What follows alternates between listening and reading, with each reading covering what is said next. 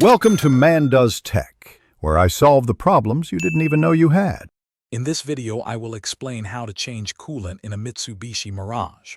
First, gather your tools like a drain pan, new coolant, and a funnel.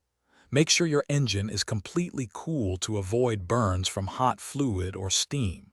Using the correct coolant type is crucial for your engine's longevity. Remember, proper disposal of old coolant is important for environmental safety, so plan for that. Now let's drain the old coolant. Place a large drain pan directly under the radiator drain plug, which is usually at the bottom of the radiator.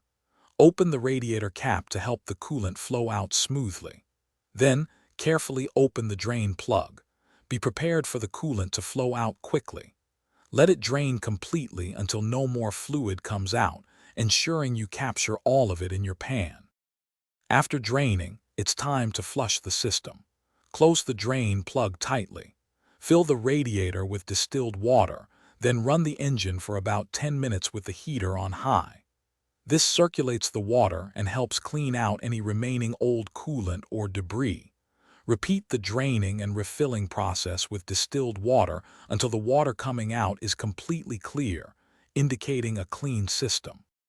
Finally, let's refill and bleed the system. Ensure the drain plug is closed. Slowly fill the radiator with the new, correct type of coolant. Start the engine and let it warm up with the heater on high. As the engine runs, gently squeeze the upper and lower radiator hoses to help push out any trapped air bubbles. Keep an eye on the coolant level and top it off as necessary until it stabilizes. Then check your overflow reservoir. Thanks for watching. If you found this helpful, don't forget to like and subscribe.